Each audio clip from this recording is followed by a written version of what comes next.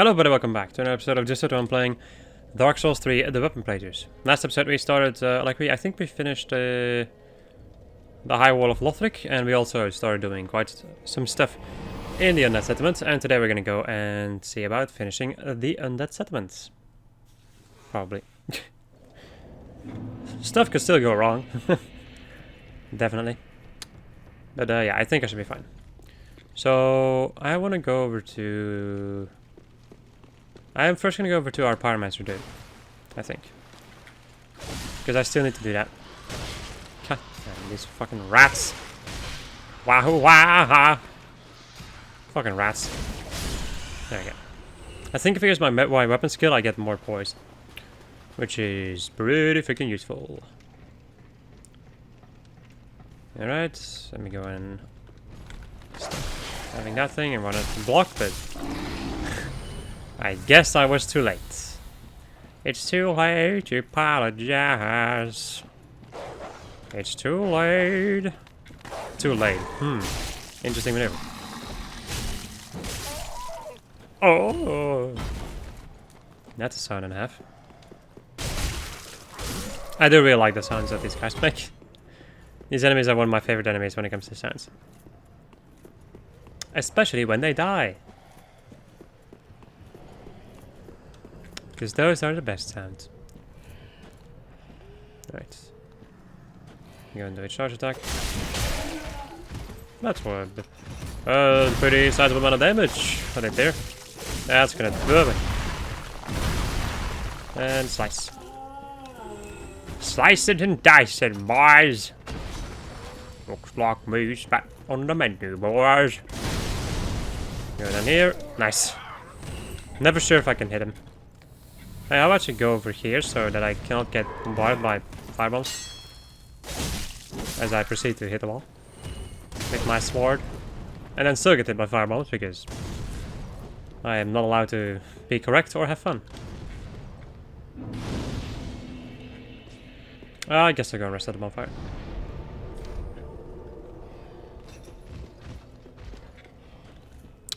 God, I love this this nipple shield on my back. I'm just gonna go and get the Pyromancer dude. Just because. Like, if I really feel like it, I can still go and get the Pyromancer friend.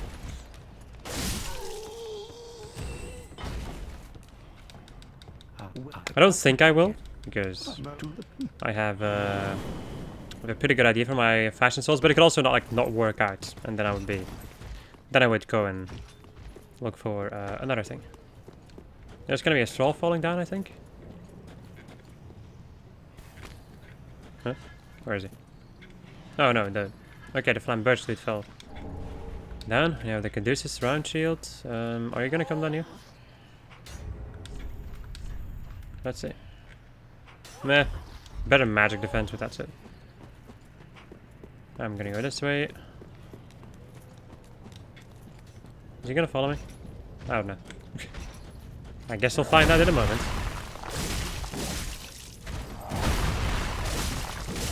I ran out of stamina. Yep, that's what I deserve for running out of stamina. Ow. There we go.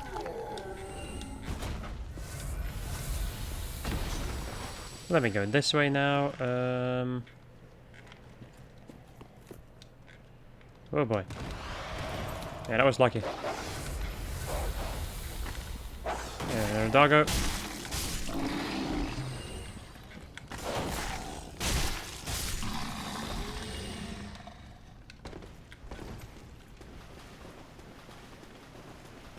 And then the bloody rats. Wow, I did nothing. There we go. I feel like this one, yeah, this takes longer to charge it than this one. That's good to know. Open the gate.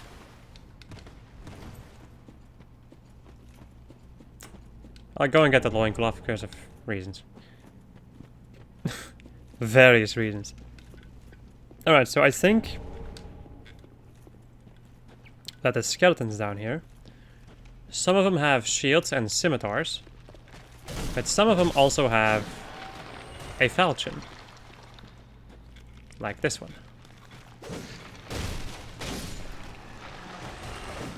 Now, I think I told the story before, but I want to go and explain the story again for the people who have never heard of it. So, when I first did playthroughs like this, where I collected different weapon types, or where I just in general collected weapons in general, wow. I needed the falchion at a certain point. So I started... Oh my god, I thought it was a falchion. So I started farming in the Catacombs of Carthus, where there's a lot of skeletons that use the falchion. So I started fighting all of them. And then at a certain point, I got a lot of... Like, when I defeated a couple of those falchion-wielding dudes, at a certain point, I got a drop. And I was like, oh wow, I got a drop. Because it already took me a long time to get a drop from those enemies. Then I got my drop. I picked it up. And it was a scimitar. So the falchion-wielding skeletons dropped scimitars. A lot of the times. And it took me, I seem to remember, I think it took me like 4 hours or something. 4 or 5 hours of farming to get a single falchion. Which was fucking insane. So I'm actually a little bit scared about how this is gonna go. Okay, I'm not sure how that's, like, if I'm gonna be lucky when it comes to that. So I guess we'll see how that's gonna go. Ah, boy, rats. Man, doing my normal one-handed attacks are pretty dang good, actually. Once you, like, if you use a dual-wielding attacks, the game expects you to hit with both of those to do more damage. Well, if you only use your one-handed attacks, or your single striking attacks, then you do more damage, I think. The individual slashes do less damage, but it's both of them added up that does the most, like, it does the more damage that you get from dual wielding. It's good to know that. I was wondering how that, like, I actually was kind of wondering how that was going to work. Right, open the next set of gates, so that we may continue forwards and go down the elevator hall. Run past the earthful douchebag. Touch the bloodstain. Oh, you touched my tra-la-la. I touched the bloodstain, but nothing happened. Wasted. Didn't take damage. I thought I was going to take damage from that drop. But I didn't, Alright, get this ember, then go this way. Avoid the dude with his big icy sword. With its big, strong, icy sword.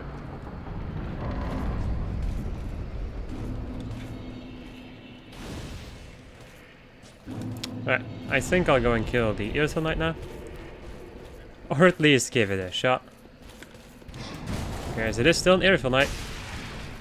They're still nasty. Okay. I feel like for this particular battle, it might not be an amazing idea for me to do. Well, nah, I can find opportunities to dual wielding. But I should not constantly be doing it, because that's not going to help me out for this one. I think I could also technically parry this guy, but I don't know his moves that much. There you go. He missed me he missed me with one of his final stabs. That's pretty dang good.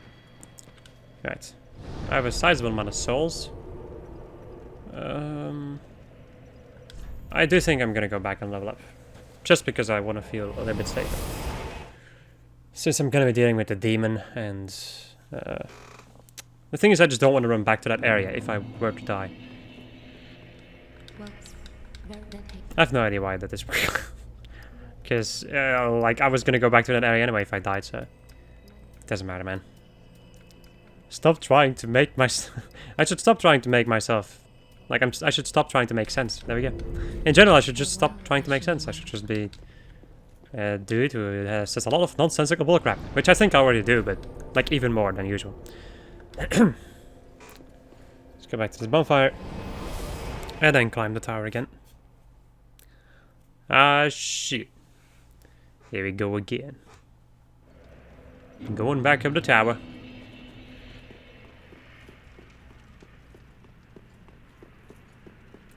To go and deal with a demon. A demon. Then I can go and get the mirror armor and the chlorine ring. It's especially for the chlorine ring that I want to go and do that entire part. That's actually the only thing that I would say that I really care about over there. And then I can also instantly go straight over to the Curse of the Greatwood. Because I'm gonna need his transposing kiln, because there's quite a sizable amount of boss weapons in this playthrough. There's actually one that well, there's two that I really want to use. It's the Dancer's Twin Blades, and it's the Nameless King's, like the Storm Curved Sword.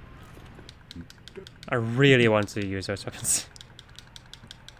But I'm not sure how good they're gonna be, so. The Dancer's weapon I can get pretty dang early though. Like early in the end game. While the Storm Curved Sword is gonna be something for DLC, so. Oi! Get over here. No!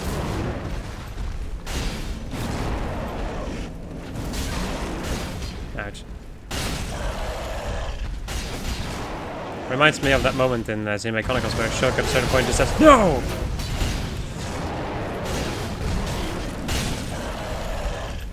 I always found that to be a very confusing moment. Ouch. Can I heal up? Thank you for stunning him, because otherwise I was gonna die.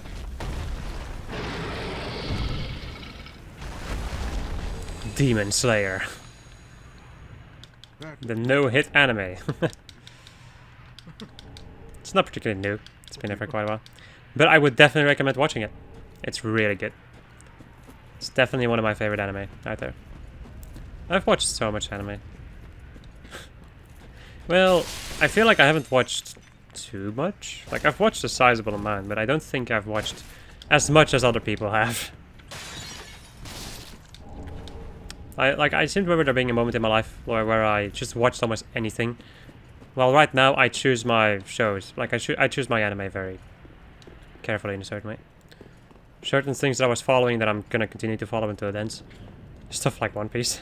But I really like One Piece also. It's not just because I've already watched a lot of One Piece that I cannot stop watching it, but no. I also just really like One Piece. So. And then aside from that, it's just a lot of the usual pretty dang popular anime, I think. Stuff like My Hero Academia and all that jazz. And sometimes also like a couple of one-shots that I really like. Like one season animes or some stuff like that.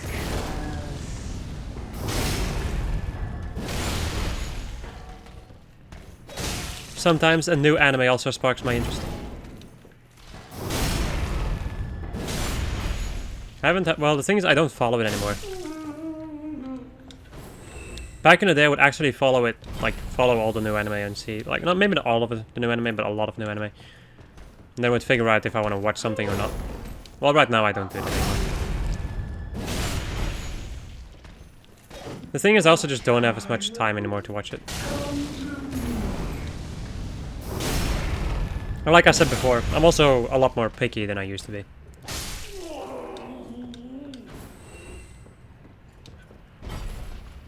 Back in the day, I would watch just about anything.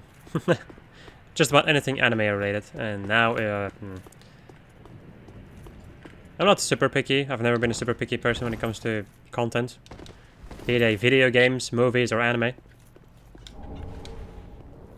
But I'm becoming more picky. Well, it's not particularly about being picky. It's more about being a thing of like, okay, I don't want to watch everything because some of the things just are not good, in my opinion. Or just like, some of the things don't grab me as much as other things, and then I'm like, meh. Then it starts to get boring, and I'm like, meh, I don't want to watch this. Let's see. Mirror stuff. We also have this, which actually, in a certain way, makes a lot of sense for Morag. Like I said, in a certain way. Well, sure, I think I'm gonna wear it. Cleric gloves. No, sure. I can do this. Never thought I'd see the day where I would say that the northern armor looks decent.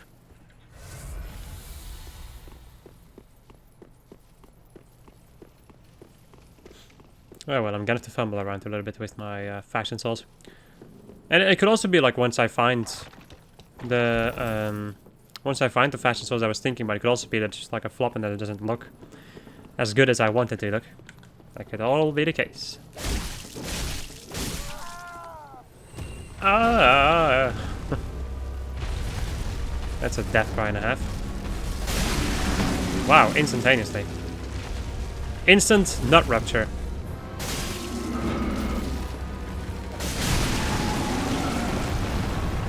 Right, now I would like you to go and kill some of your underlings. Do a little bit of a spin or something. Just like something to kill more of these dudes. There we go. That makes my life a lot easier. Oh wait, he's gonna... Oh, okay. I didn't think I was gonna do a butt stomp. I thought I was gonna do like a belly flop. I don't care about this stuff. It doesn't do that much damage.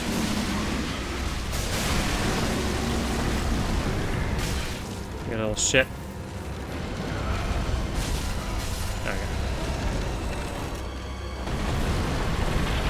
There we go. There we go. Into the pits below.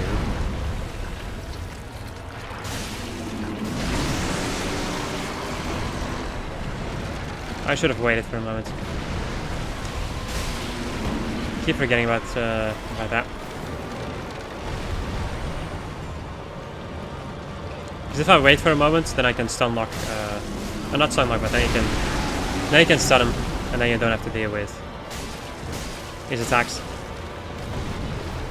He's almost dead. It's gonna drop his hand, which means I can go and attack it. No. That was a little bit too far away. What are you... What do you think you're doing? There we go. We got him. He's fucking dead.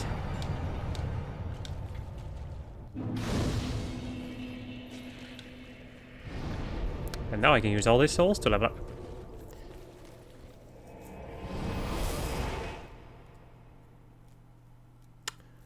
Okay, I think like the first weapon that I'm gonna be able to get, the first next weapon is gonna be the shoulder, I think, from Patchus. Patchus. There we go, 15 strength, that's all I needed. That's all the points I'm gonna be putting into strength in, I think, this entire game. I can go and send what's his face to go and pillage.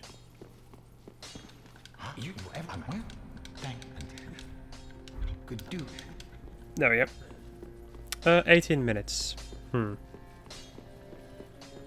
I don't want to end off this episode quite yet. I do think I'm gonna go and talk to Leonard. You know what, sure, I'll go and talk to Leonard and get the red eye orb. And then I'll end it off after that. Because that's probably gonna take me like 2 minutes or something. And then we have a beautiful video of 20 minutes. 20 whole minutes.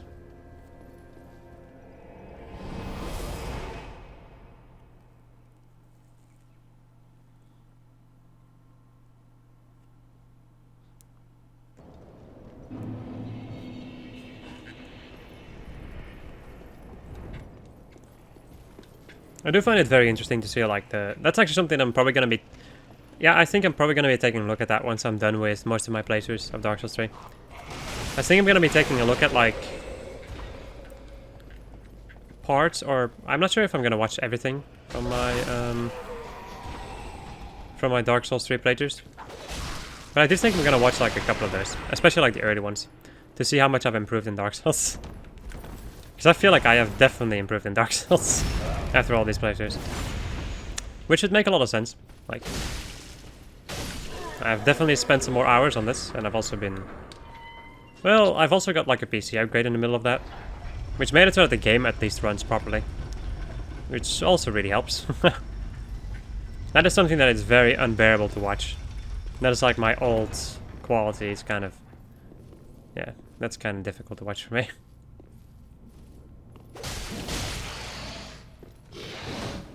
Damn it. Just hoping I'll be able to parry him, but... Ouch, I'm gonna die. Okay. Yeah, Dark Graves are ridiculously nasty. In my opinion, of course. I think a lot of people can agree on that. Dark Graves are pretty dang nasty. They were nasty in Dark Souls 1, and they're nasty in this one too. I feel like, well, even though in Dark Souls 1 it's a lot easier to parry, and I seem to remember not really struggling against the Dark Graves. That area is a little bit annoying, like New Londo, but aside from that, I didn't have too many issues. Right. Let's go back to the last bonfire.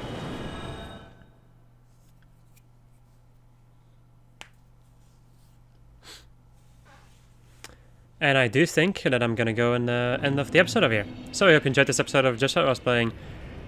I want to say a lot of different game titles except for Dark Souls. Dark Souls 3 I haven't played this, and next episode we're gonna go and start with the Road of Sacrifices. Goodbye.